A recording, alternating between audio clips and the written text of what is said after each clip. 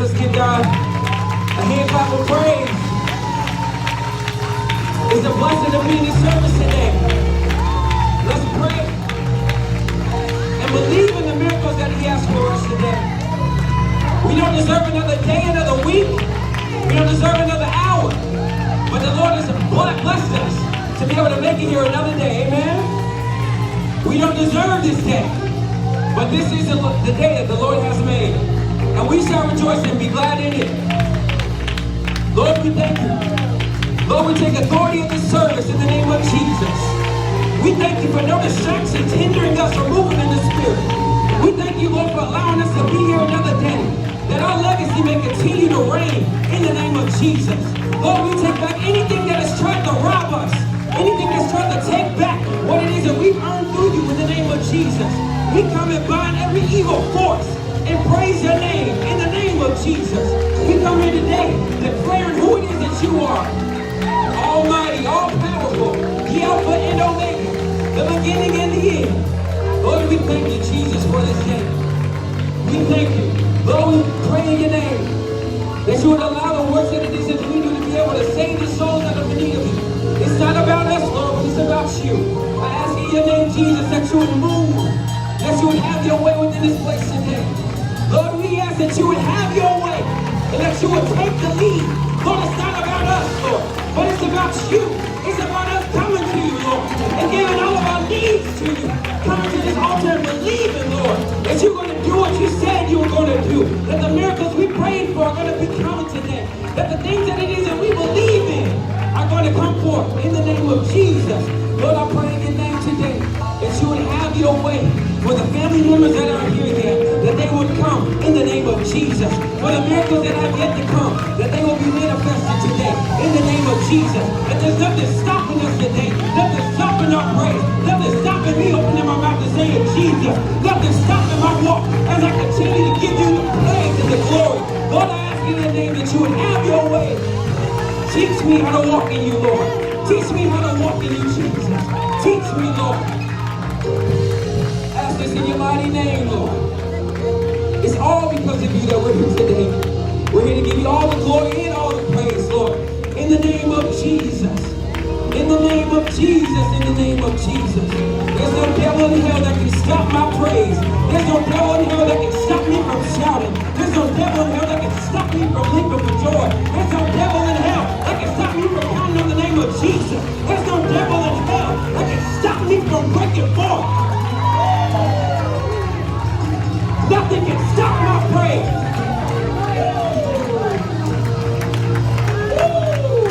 So I prayed for this. I prayed for my family to see this day. I prayed for my family that they would see me walk in Jesus. In Jesus' name. Take authority as you can today. This may be the only day that you got, so you might as well give Jesus some praise. Come on now. Come on now. In the name of Jesus. In the name of Jesus. In the name of Jesus. In the name of Jesus. In the name of Jesus. It's all about you, Lord. We come here today to serve you and to worship you. That there'll be nothing hindering what you got in store for us today. That your spirit will move and break all the chains that we came in with today. That this week may be bypassed by the move of your spirit. That we may know you, Lord, and everything that you have for us today. In the name of Jesus. Move, Lord God. Move. In the name of Jesus. Let your will be done today, Lord. Thank you, Jesus. Thank you, Jesus. Thank you, Jesus. Thank you, Jesus. Thank you, Jesus. Thank you, Jesus. When I look back over my life and think things over, how I used to be a sinner, how I used to live in my own ways, but the name of Jesus, but the name of Jesus, but the name of Jesus, but the name of Jesus, but the name of Jesus. Woo! Come on now. Some of y'all know where you've been. I know where I've been. But the name of Jesus, I got a reason to shout. I got a reason to praise. I got a reason to say thank you, Jesus. I got a reason. In the name of Jesus. If he did it before, he can do it again. Today is your day. Claim it in the mighty name of Jesus. In the mighty name of Jesus. Lord, we thank you for this day. Lord, I ask in your name that you would anoint the musicians Anoint the singers, anoint the word, Lord. That the word comes forth and may drop on fresh soil. That we may be able to receive all that you have in store for us today. Lord, I ask that you would help us, God, to serve you on this day. Anything that's coming against what it is that you have in store for us, I pray that you would have your way. That you would move it out the way that we may serve you, Lord. It's all about you. It's all about you in the name of Jesus. Lord, we come humbly before you asking these things. In the name of Jesus, in the name of Jesus. Come on, church. In the name of Jesus, in the name of Jesus. In the name of Jesus, in the name of Jesus. In the name of Jesus, in the name of Jesus. In the name of Jesus, in the name of Jesus. Come on now, church. We got a reason to fight today.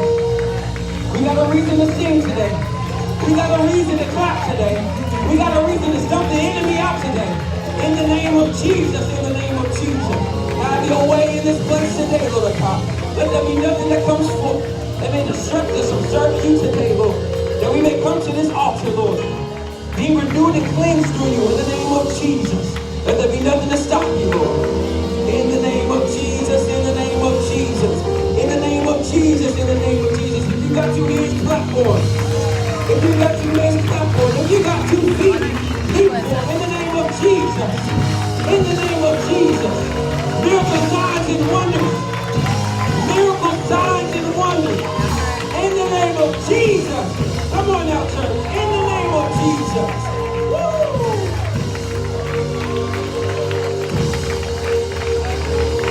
In the name of Jesus. In the name of Jesus. Look to a neighbor and say, neighbor, I don't know about you, but I got a reason to serve. I got a reason to worship. Amen. Hallelujah. Amen. Good morning, New Destiny. I don't know about y'all, but I'm pumped up. I'm ready. I don't know about y'all, but I'm ready. So, good morning. I just wanted to welcome you all to our first youth-led service of the year. I'm so excited and I'm so happy to see each and every one of you in here this morning. And we're going to go ahead and get started. So, we're already standing, and I would just like to welcome up our YG president this morning, Contessa. Everybody give her a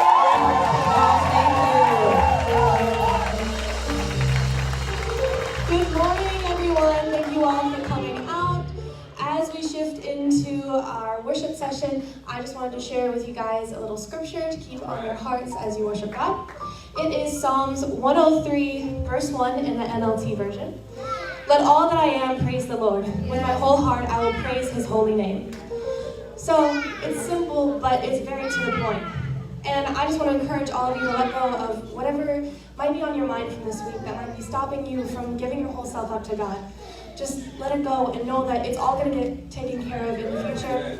And just remember everything that he's done for you, whether it be forgiving you, whether it just be being there for you and whatever you've faced, whether it just be waking you up this morning, because God is just too good not to praise him with your whole self. So praise him with your whole body, praise him with your mouth, praise him with your mind, and praise him with your whole heart.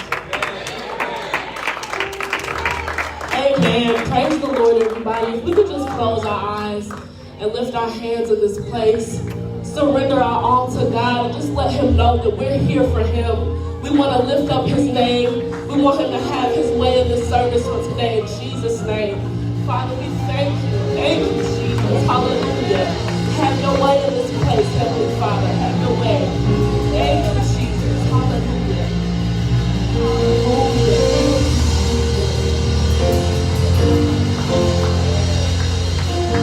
If y'all don't mind, we just gonna worship. We just gonna let God move. And I just ask that you worship with us in Jesus' name.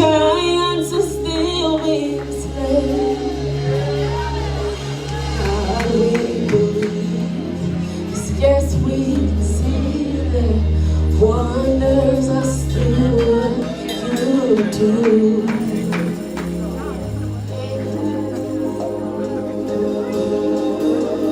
We are here for you. Come and do what you do. We are here for you. Come and do what you do. Set our hearts on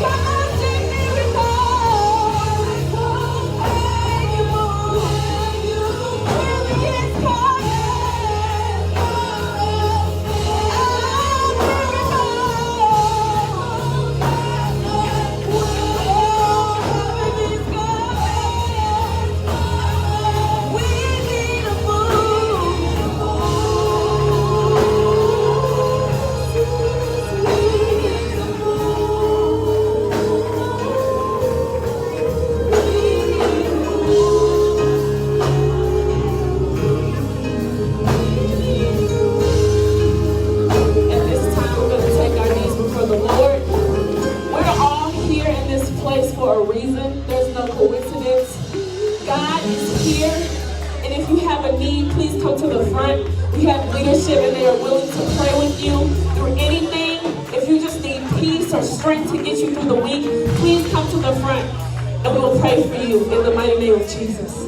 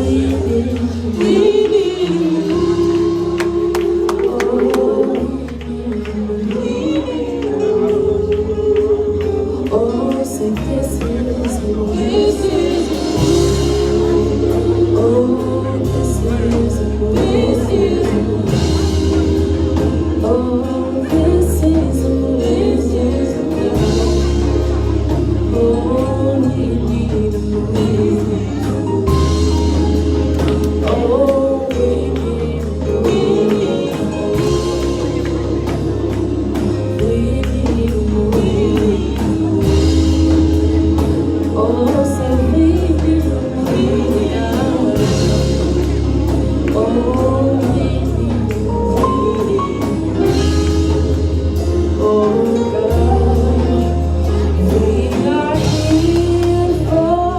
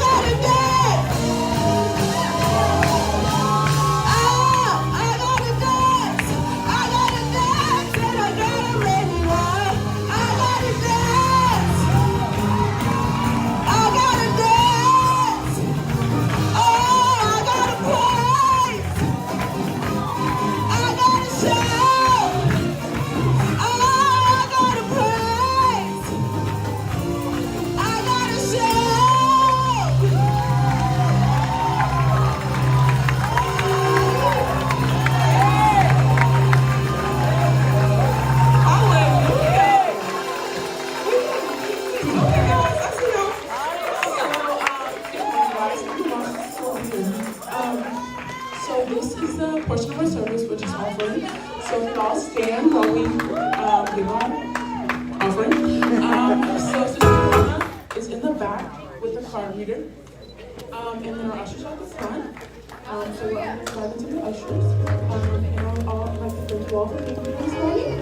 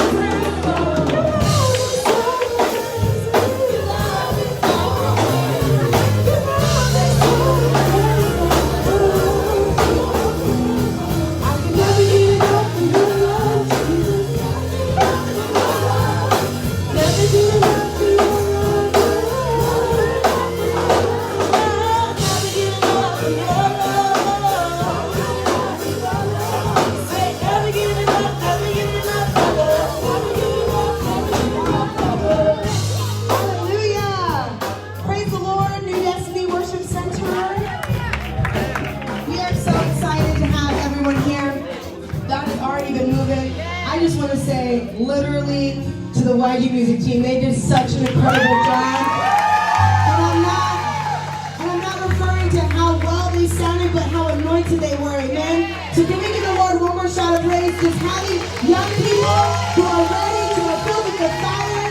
Hallelujah. The next part of our service, I'm so honored to introduce this person. I have known him since he was a wee thing. And to see him grow into the man of God that he is just been a pleasure. It hasn't been easy, and he'll be the first one to tell you that, but it's been worth it, amen, and that's all that matters. So I just want to take a moment and bring up Jadon Thompson. He's going to share the word of the Lord for a second. Praise the Lord, church. I want somebody to get up and just give God the most highest praise right now. I want everybody on their feet right now. I dare somebody to give God the highest praise. I dare somebody to come up here and give God the highest praise. You can do it. Triple God, dare somebody to come up here and give God the highest praise. Yeah!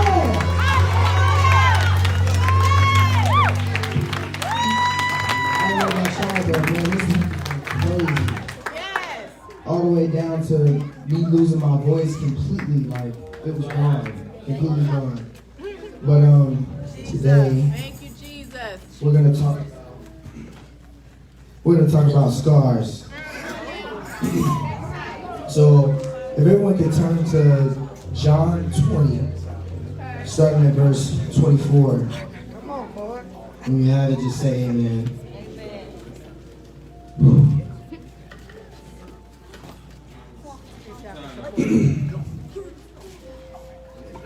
Starting at verse number 24, it says, Now Thomas, one of the 12, called the twin, was not with them when Jesus came. Come on. So the other disciples told him, "We have seen the Lord."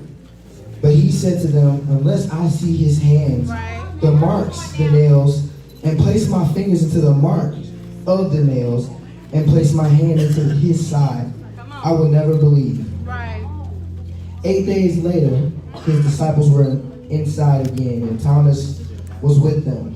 Although the doors were locked, Jesus came and stood among them and said, "Peace be with you." Then he said to Thomas, "Put your finger here and see my hand, and put out your hand and place it into my side. Do not disbelieve, but believe." So today we're talking about scars. The title of my message is called X Marks the Spot. So,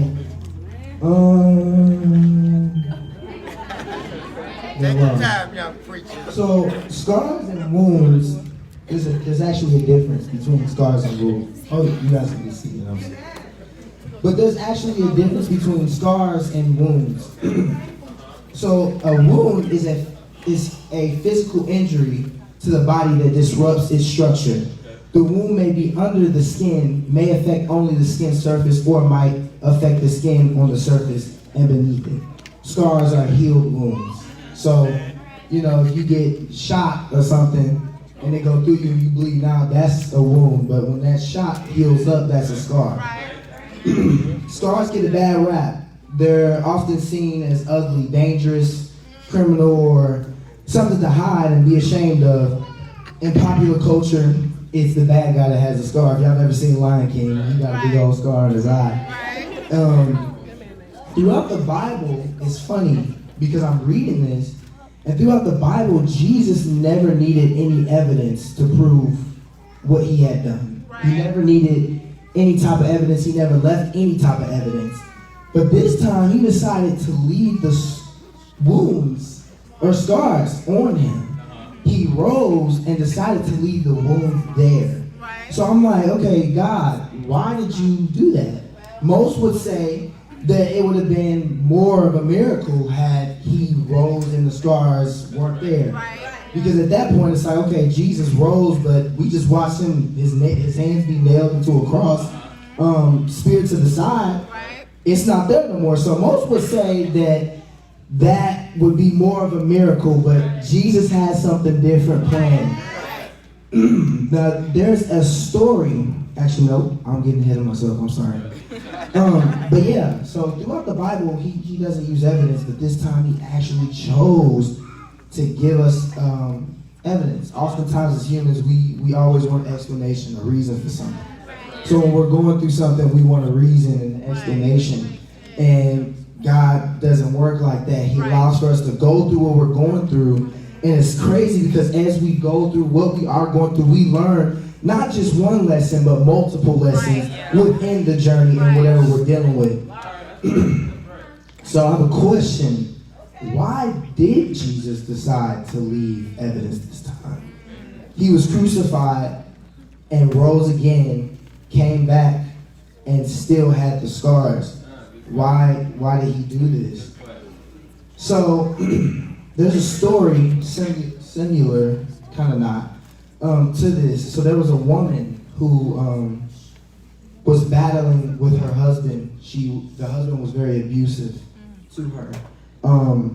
One night he got drunk and decided that he was going to grab a kitchen knife, go across her shoulder, which left a huge wound. As a woman, women are more prone to be a little bit more emotional when things like that happen. So she was traumatized to the point to where she saw all men as just bad. So the guy basically cut her and took her kids away from her. So about a week later, the police then ended up finding them. She ended up getting her kids back, and they were put under a protective program until they could, have him, put him in jail or whatever. Years later, she decided she wants to get a tattoo where she was marked up. And I guess she was trying to hide it. She was so ashamed that if anybody was to see her shoulder, that they would see the scar. So she decided to get a big tattoo there. And it's crazy, because I got a story similar to that. as a boy, a black boy growing up without a father, and watching and knowing the calling that he had on his life, knowing what he was supposed to do, and seeing that was my example. So that was the only thing that I looked to and I saw and was like, okay, that's how I'm supposed to be. When my dad left, I was probably like 11. So I had a relationship with him at one point in time. So when he left, it cut me so deep. And it was crazy because I just remembered all the times with my dad, just all the good times, but I also remembered a lot of the bad times and the times when my parents were arguing every night. I'm having to, talk to my little siblings and get them to, in a sense, understand what's going on without really telling them what's going on. So that left a big scar on me because not only did my dad leave, but I dealt with other situations within that, depression, anxiety, anger, all of that. So that left a giant scar on me. Now we're going to go back to my question on why Jesus left the scars there. Jesus left the scars to show what he had been through. It was a testimony. It was to show that, okay, I was nailed up on the cross, but guess what? I came off. And guess what? I did this so that you guys can see that it doesn't matter what you go through, it doesn't matter what you deal with, you will make it. And it's there left there so that you can show somebody else, so that you can be like, okay, look, I went through depression right here. This scar right here represents my depression. So that you can walk away, and when someone is dealing with anxiety, you can say, yeah, right here, I was dealing with anxiety, but not anymore. We look at scars and we think they're so bad. It looks so ugly, but you're not understanding it's a gift, it's a testimony. Your scars are a testimony. They're meant for you to be able to go and tell somebody and be like, guess what? I was suicidal. Look at the marks on my arm, I was suicidal. Look at the marks on my stomach, I was suicidal. And guess what? When you're living right, they're going to be able to see that not only did you go through that, but look at where you are now. See, people don't expect you to make it out. They don't. Especially when you're in a situation where it seems like there is no way out. But my God makes a way out of no way. My God moves mountains. He literally orchestrates. If you look outside right now, he made that. The sun, the trees, all of that. And it's so crazy because we look at the scars and we're like, man, I don't want nobody to see this little scar on my ankle. I don't want nobody to see this little scar on my face. But there's a story behind the scar. There's a story behind the scar. If we can just get past of being so insecure of what we've gone through, if we can just get past the insecurities of what we've gone through and allow it to be a testimony. Man, Pastor already said that this is a year of outreach. So guess what? If we went to the mall, the YG, last Friday. So look. I'll just give you an example. So, for instance, me going through depression. Most people would look at me and wouldn't even think, because I'm so, I be hype, I be dancing, I be posting on Instagram. Most people wouldn't think that I went through depression. And actually, I went through depression and was going through that up until like 3 months ago. So most people wouldn't even think that. But so we went to the mall. This is how this works. I'm just give y'all an example. So I see somebody, right, and I'm talking to them, and if they just decide to tell me, oh, I'm just dealing with this, I'm dealing with depression, I'm dealing with anxiety, and this, I can then show them and be like, well, guess what? Look at this scar right here. I went through depression too, and look at where I'm at now. I'm here ministering to you because I went through depression, and God took me out, and now I can show you. I'm trying to get y'all to understand that these scars are testimonial, man. There's a story behind these scars. I don't know who needs to hear this, but you gotta stop being insecure.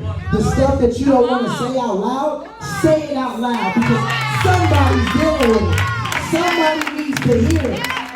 The stuff that you got back in your mind, and you ain't never told nobody it's time to tell somebody, because guess what? Somebody needs to hear it. Somebody out here is going through depression. Somebody out here is being raped, molested. It's time to share your scars.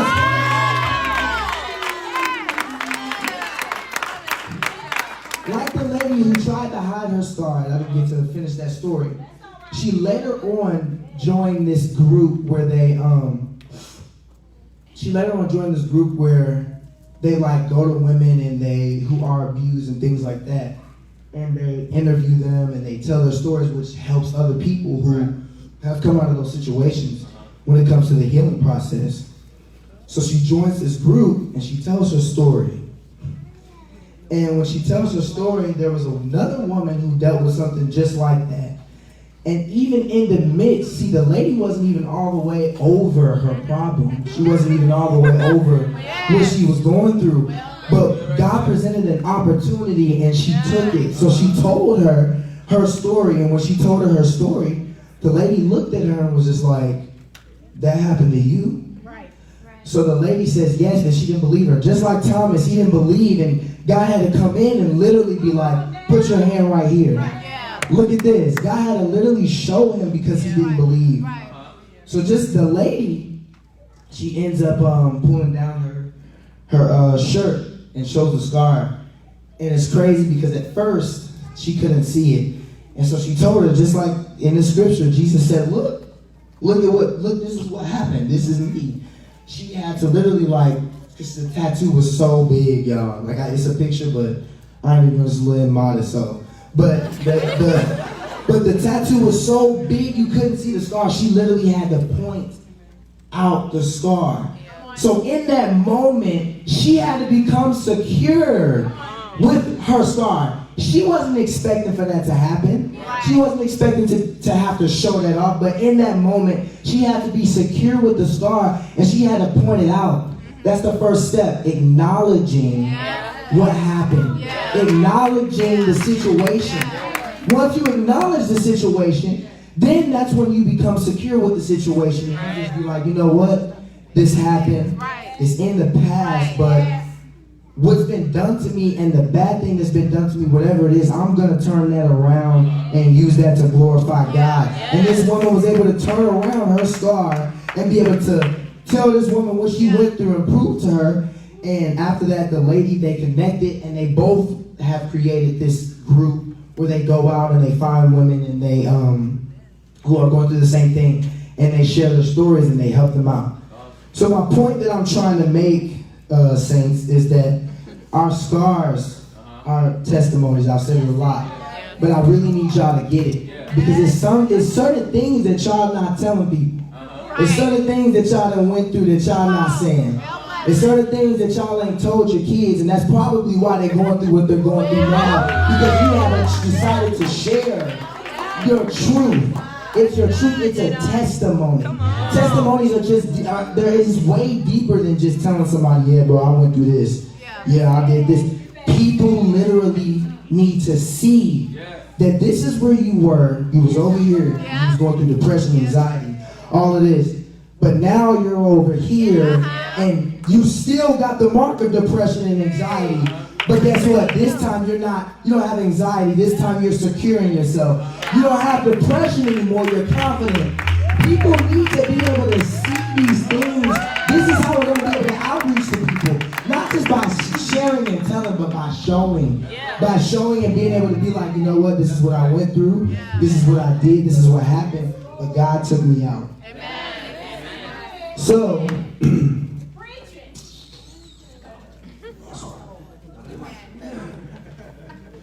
yes, so, like the lady, I'm going to go to myself, because she got her stuff figured out, but I didn't, so I'm going to go ahead and share my part, my end of the story.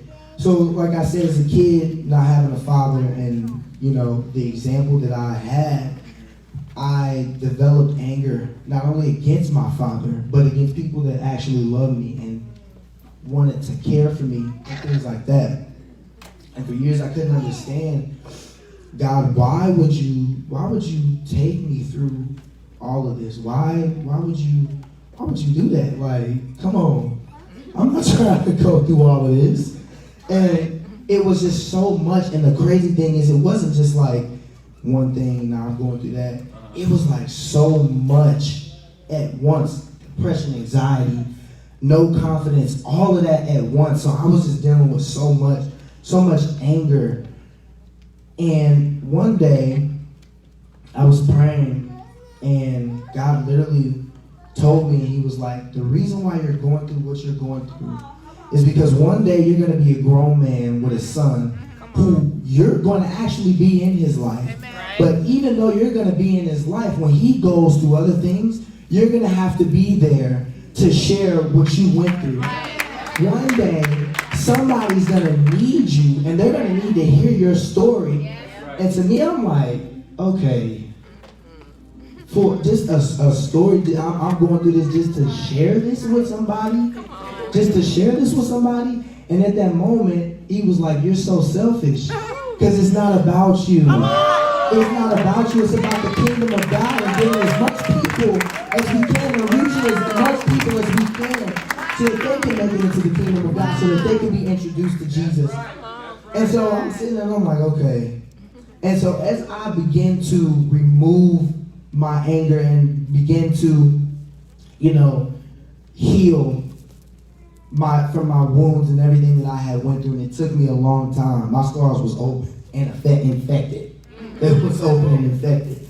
So after I was able to start to heal, it's so crazy, because I've never had a relationship with my father like I do right now.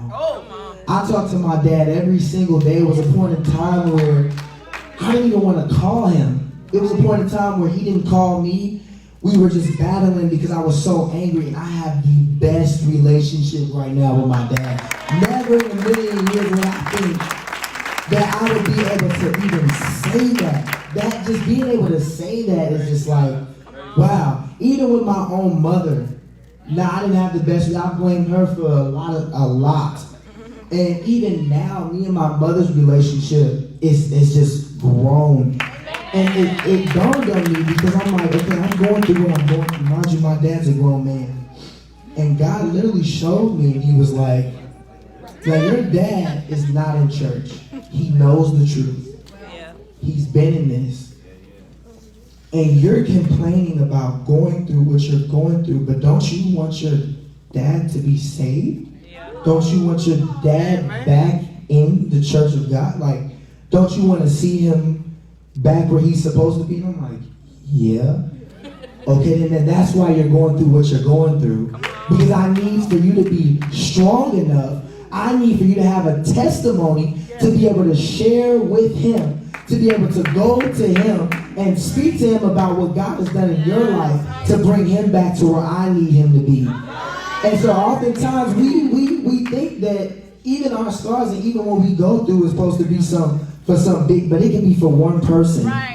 Just one person that needs to hear what you've gone through. Only one person. It could be two people, it could be three. The purpose is just to reach the people, and so that they can hear what God has for them.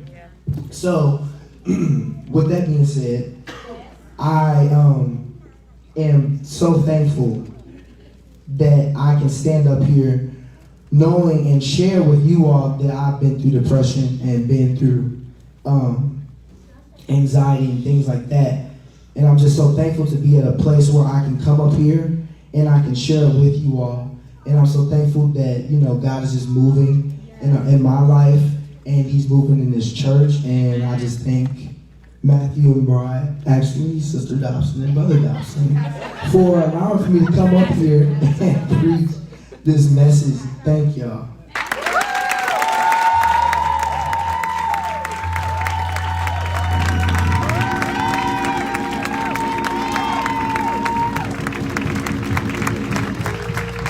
Good morning, saints of God. Good morning, good morning. I just got to share this real quick. I remember 3 years ago when I came to meet Destiny and I met J9. All that boy cared about was fashion. I'm talking about looking good in them bow ties, killing it. And I remember having conversations with him, and he would always talk about it was a calling on his life. And I just want to say, man, I'm proud to see that you actually walking in that calling. Pastor Dotson and Sister Dotson seeing it, and it's time to move. So, not gonna lie to you, your word, it convicted me. I had to take the jacket off because I want people to see the scars real quick. That even though you have tattoos and even though that you probably been through a situation that you wasn't too proud of, God can put you in this very, very moment right here to show you that He is real. But it's not for you to see, it's for everybody else to see. Everybody else to see the scars. It's the spots. Wow. Okay, now I'm nervous. So, I'm here to actually introduce a man. I know him for a very long time, and it's actually Brother Dobson right here. He's my brother, if you guys didn't know. But I remember Bishop. He said a long time he had preached a message about everyone's name, and Matthew's name in the Bible means a gift from God. And it's so funny that the day I met this guy, we never knew how we got so close. Like, it's just a blur with our relationship with him, but we never knew how we got so close. But through time, God revealed to me that He knew I needed a gift in my life to remove myself from the situation that I was in. He knew that I needed a gift. He knew I needed a presence and a present from my man. And everything that he has ever done for Matt's life, before he even got to New Destiny, I seen that it was already overflowing in my life. And already seen what God was doing in his life, which made me realize that I need to go ahead and get my life together as well. Right. So many times we are afraid to recognize a leader because we're so fearful of being a follower, but I'm going to tell you this, I didn't have a problem following him. That's what it means to be a real man of God. When you notice and you recognize the leader and say, that's where I want to be in life. That's real. A part of my testimony, you guys, real quick, I just want to say, you already know, I've been through a lot in my life, but every step of the way, he has always been what his name has been, a gift from God. When I needed closure, when I needed care, when I needed forgiveness, when I needed leadership, when I needed just someone to talk to, he has always been a gift from God. And I thank the woman of God who named him, which is my mama too, Mama Tina. I thank her for allowing God to give her son that name. And I thank God that he actually knew before Matthew even stepped foot in New Destiny that he was supposed to be inside of a church family, that he was supposed to be inside worshiping and praising and giving God the glory, to give people that was from the streets the opportunity to see that you don't have to stay in the streets, but you can go to the sanctified and the kingdom of the heaven gates. You can actually be purged of what you used to be and be who he needs you to be. So many times I was fearful of that, but I had to realize that I had a present waiting for me. And I didn't have the opportunity to open it. And when God knew it was time for me to meet him, he knew that it was time for me to open my heart and finally give my life to God. So I just want to say, everybody, could you please stand to your feet? And everybody give a round of applause for the man of God who was ready to come up here to give us the word of God. Matthew Ray Johnson, Pastor Johnson!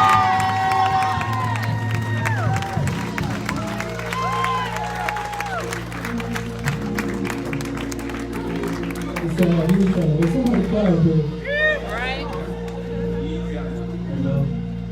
So, as you can hear my voice already crazy too. I just find it funny how Jada's voice going out and my voice was going out. But we both got a message that's sent from God today. Jada was talking about scars and hardships, and sometimes we afraid to face. Y'all can be seated. We are afraid to face these hardships, but we got to realize those moments are important because we learn so much from them. And a lot of times people see their scars and think that means failure. But don't be afraid to fail. Like, we tend to look at failures as God telling us no to something. And in this day and age, when we ask God for something, we want it right away. And when we don't get it right away, we automatically think he's saying no. And then we move on to the next thing. But there's a really dope quote from T.D. Jakes. He says, don't abort your promises because of your impatience. And I feel like somebody needs to hear that. Because you're not seeing the answers that you want from God, so you think he's telling you no, but really he's just telling you not yet. When we hear no, The word no means like the end of the matter, but not yet speaks to the process. So God is trying to tell somebody in here, it's not a no. I'm telling you not yet because you're still in the process. And if you're still, yeah, but hear this though, if you're still in the process, that means you're still in his promise. So, I don't think they heard that. He's saying not yet because you're in the process. If you're in the process, you're still in his promise. Somebody say, thank God I'm still in his promise. I'm going to need y'all to help me because my voice does come. So this morning, I want to speak to you from a subject. You have to change if you want to grow. So I'll read the scripture. It's John chapter 5, starting at verse 6. And I'll be reading it out of the Amplified version. Say amen when you got it. And out of the Amplified it says, when Jesus noticed him lying there helpless, knowing that he had been in that condition a long time, he said to him, do you want to get well? Come on. The invalid answered, sir, I have no one to put me in the pool when the water is stirred up, and while I'm coming down to get in myself, someone else steps down ahead of me. Jesus said to him, get up, pick up your pallet and walk. Immediately the man was healed and recovered his strength and picked up his pallet and walked. Let us pray. Lord, we thank you for this moment. We thank you for this day. We thank you for waking us up and giving us the breath and the strength to make it into this place. I pray that the hearts are open and the minds are open to receive your word, and we move forth in being who you have called us to be. In Jesus' name we pray. Amen. So, when I read that first part, I was like, man, Jesus is just so dope. Because, like, he just be out here healing folks all, like, really good. Like, just like, off of just walking up to somebody healing them. Because it said, when Jesus noticed him lying there. Now, before that part, earlier in that chapter, it talks about how there was a great multitude of people at this pool. The word multitude means like a large crowd. So it was a large crowd of people at this pool of Bethesda. And they were all waiting to be healed. And also they were all sick. And they were waiting for the water to be troubled so they could be the first one in to be healed. That's how they felt it worked. But when I read that Jesus noticed him lying there, I was already amazed because Jesus noticed him in the midst of all these people. Yeah. And mind you, all these people were sick. So he noticed this man in the midst of all these sick people. Right. And that just had me that hit me because I feel like, man, that means Jesus notices me. Right. In the midst of anything that I'm going through, in the midst of when I'm confused or got a lot of stuff going on, and I think that everybody else got a lot of stuff going on too, but he still notices me. And he also notices you. In the midst of this wicked world, in the midst of all the things going on in the hell out this, that, and the other, he still notices your trouble. And it doesn't even stop there. He knows how long you've been dealing with your trouble. So he knows what your condition is, and he knows how long it's been afflicting you. And I want to ask you this, how long have you been dealing with your condition? Because you know as well. He knows and you know. How long have you been dealing with that pride or that lust or jealousy or rebellion? How long have you been dealing with that? Now don't say that out loud because I ain't trying to set nobody out. But you know how long you've been dealing with it. And he knows it through the midst of it all. He says in John chapter 10, I am a good shepherd. I know my sheep. He knows you. He knows me. He knows all of us through our mess. Then in verse 7, he asks the man, do you want to get well? And the man answered, sir, I have no one to put me in the pool when the water is stirred. And while I'm coming down to get in myself, someone else steps ahead of me. So how long have you been dealing with your condition? And how much longer will you make excuses for your condition? Right. That's right. See, y'all know y'all be using the same old excuses. So-and-so says this about me, so I did this. It's really their fault. Or you messed up. Well, I didn't know because nobody taught me this, that, and the other. You're using these excuses so that you can still be the way that you want to be.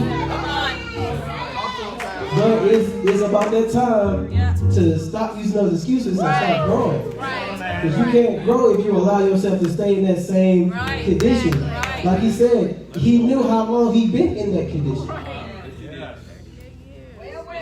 So why would he, if he knew he'd been in this condition for 30-some-odd years, why would he even ask him if he wanted to get well?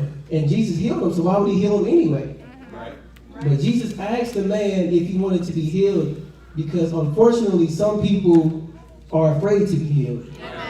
They're afraid to be set free of their current situation. They see a healing as a problem.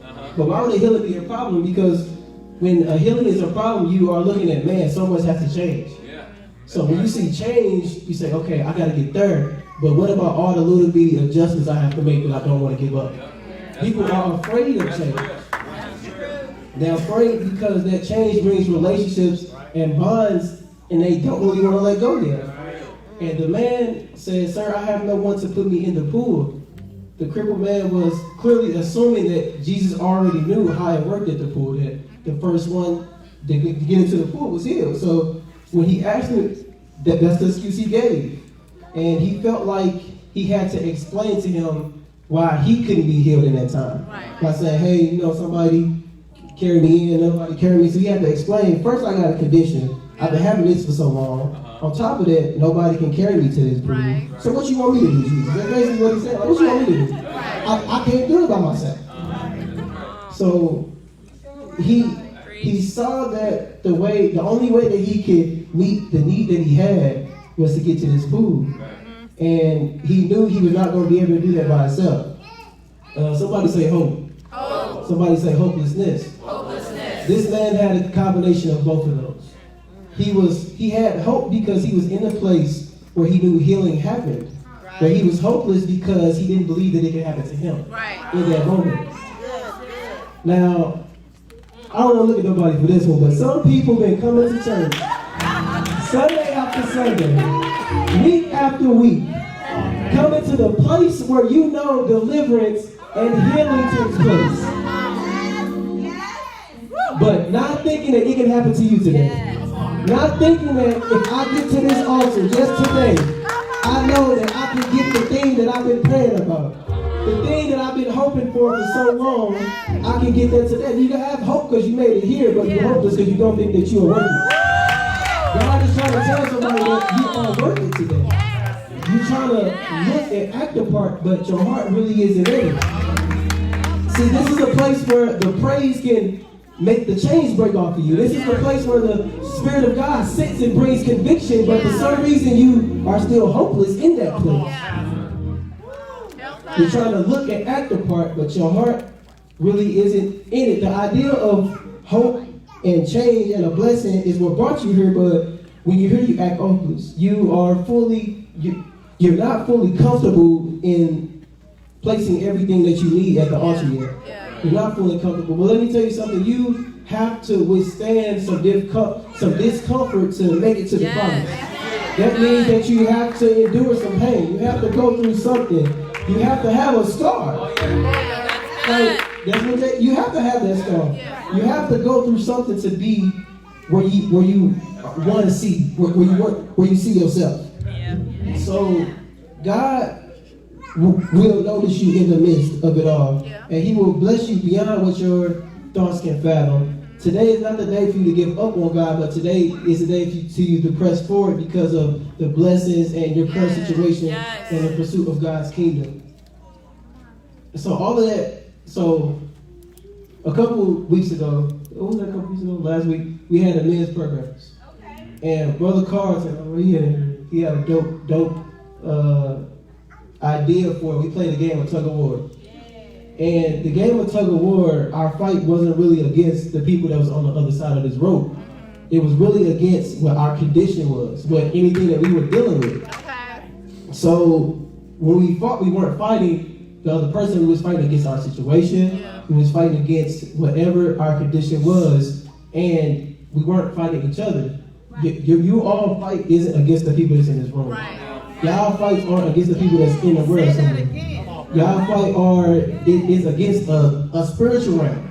2 Corinthians says, for the weapons of our warfare are not carnal, but mighty through God to pulling down those strongholds. So what does that mean? Instead of using carnal weapons that others may use, we should use the weapons of the Spirit.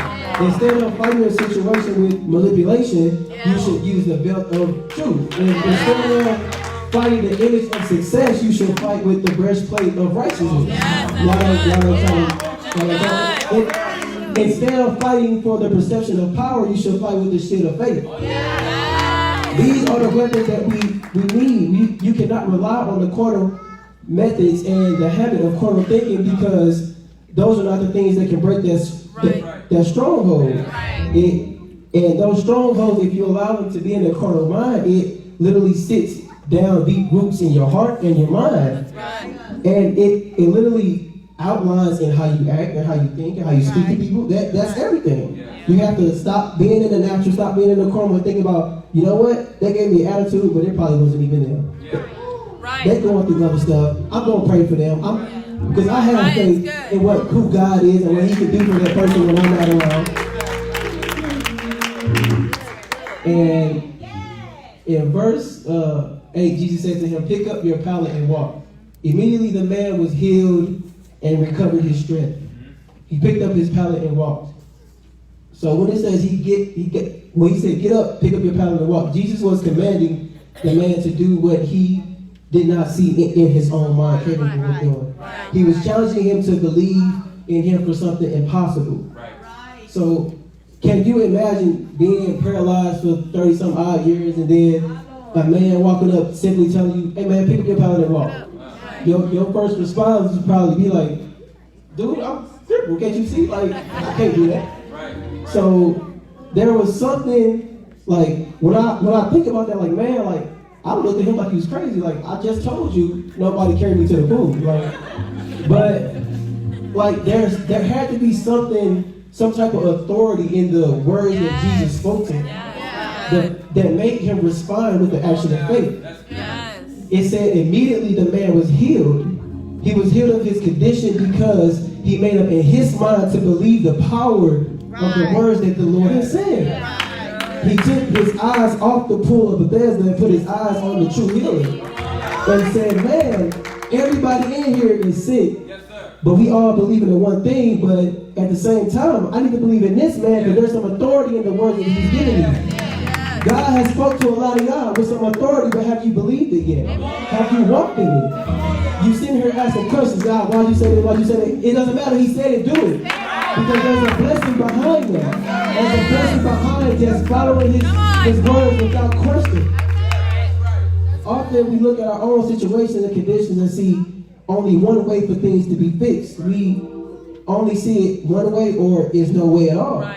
There was a multitude of people at this pool looking for their healing, not realizing that the healer himself was there in the flesh.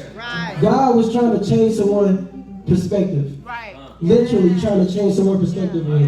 Because you have something going on in your life. And you like, man, I don't know how this gonna work. I need this, I need that, I need that. But God is saying, just believe in me. Change the way you were thinking, change the way you were looking at your situation, and believe in the one that can move that situation, and believe in the one that put you in that situation. Yes, sir. Good. Yeah, he didn't do it, but he can use it. Like, so he told the man to pick up his pallet and walk, and he didn't say that just for some like cool magic trick. But if the man could conquer up enough faith and do what he was told, the man might have recognized that the healing was a permanent healing. It wasn't a temporary healing. And I can imagine the people that thought, if I jump in this pool, I'll be healed. That probably was a temporary healing because you believe in something that wasn't the true power of God. But when God speaks to you and you do as such, that's permanent. His words are permanent. His blessings are permanent. And like, that's good, man. Yeah. His words are permanent. But to be healed by the source, it literally makes you walk a little different. Yeah. Cause like you can be low on your finances or whatever, and then be saying like, man, I need to work a couple hours, I need my boss to do this and the other. But it's something different when somebody just call you like, hey man, Like the Lord told me to bless you. Like it's something different about getting a blessing from the source. Because you know that like God cares. He notices you. He notices what you need before you tell him. The man didn't tell him how long he'd been there. The man didn't tell him what was wrong with him. He walked over to him like, hey, like, I already know. Right. Now get up and walk, because I got something to prove. Right. So he picked up his pallet and walked off the first thought of his mind. Right. And those who were in the area, to me, I'm like, okay, y'all are silly, because if I'm standing there and I see that going on, I'm like, why am I waiting on? Hey, bro, let me talk to you real quick, because so when you see somebody else getting blessed, instead of looking and being jealous and envious, hey, how you pray? Show me how to do what you do, because I'm trying to get the blessing that God promised you. God promised you something. And if you see somebody else getting blessed, you better go and ask, hey, how are you praying? How can I change my prayer life? Because I'm trying to get touched by the source. I'm tired of looking at the same old thing, thinking like, why can't I get that? I'm gonna go get it for myself. So the other people looking around, I'm thinking like, man, they really didn't care about this guy. Like they literally just saw a miracle, and they still looking at their one thing, not even realizing the source is right behind them. But if you take a 180 in your mind, and turn towards who God called you to be, and be at his altar giving it all that you can, because maybe you'll see that your blessing can be permanent. But you don't have to worry about something coming back. You don't have to worry about, oh man, I'm worried because I got blessed with so-and-so going to say this and that. It don't matter. Because what God said is going to happen, it will happen. Like, do you think if God blessed you with something, he didn't already know what other people was going to think about it? He didn't already know what your boss was going to say. He said, you can't work on Sunday mornings, or you can't do it on Wednesday nights, because I got to be. He already knew what was going to happen. He already knew what everybody else was going to say, but he still decided to bless you in the midst.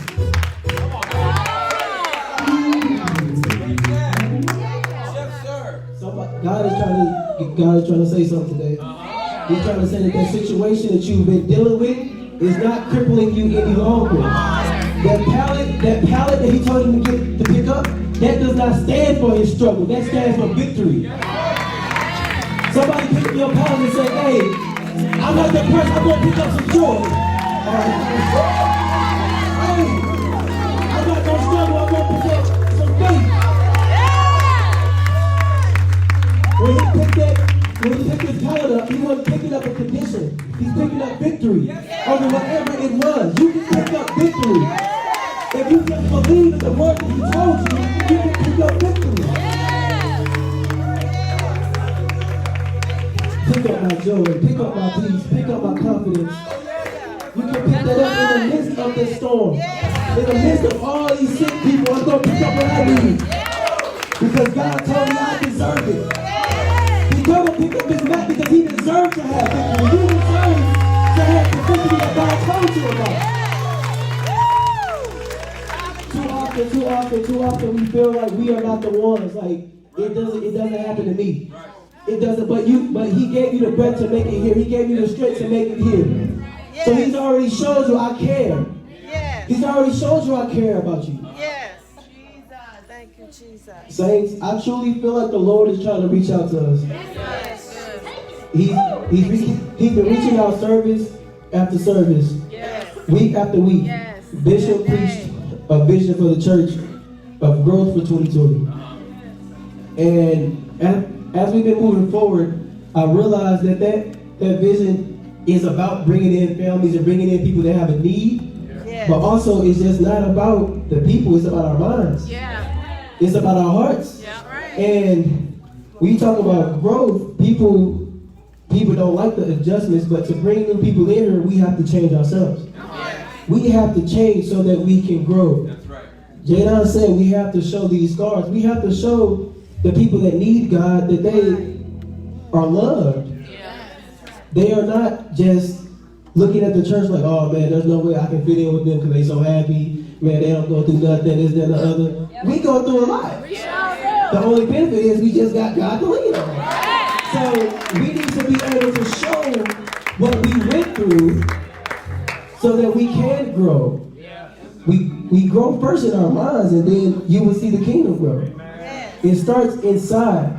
And God is literally, the last couple of weeks I've been seeing what Bishop been preaching about, whoever, like literally, it starts in our heart. God looks at our heart the most.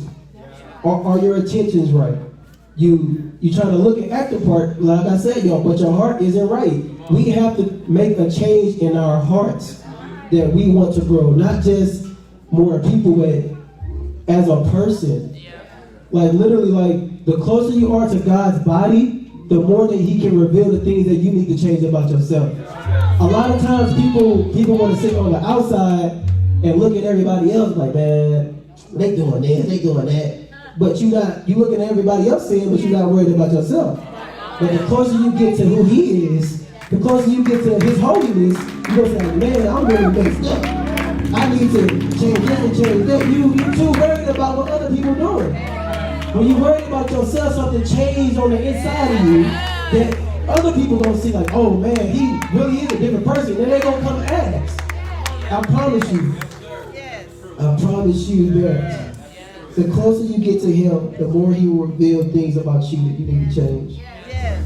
And when I think about like how like the dude just got up, picked up his mat and walked or whatever, it's just like he didn't have to fight a lot, but we have to fight because there's so much that goes on in this world in our daily lives, and we allow it to push us down.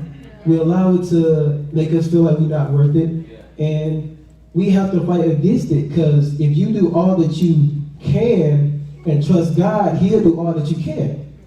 He'll make up for all the things that you feel like you can't make it through, and He'll show you, okay, I see you, my servant, let me do this for you. Because I know that you're just, you're reaching as far as you can, but let me just pick you up and bring you closer. Have you ever seen a little kid, like a little basketball hoop, trying to shoot? Somebody pick the kid up, take him to the hoop so he can make it. God is literally just trying to take us to the hoop so we can slam dunk. All you gotta do is reach up, like, man, I see it.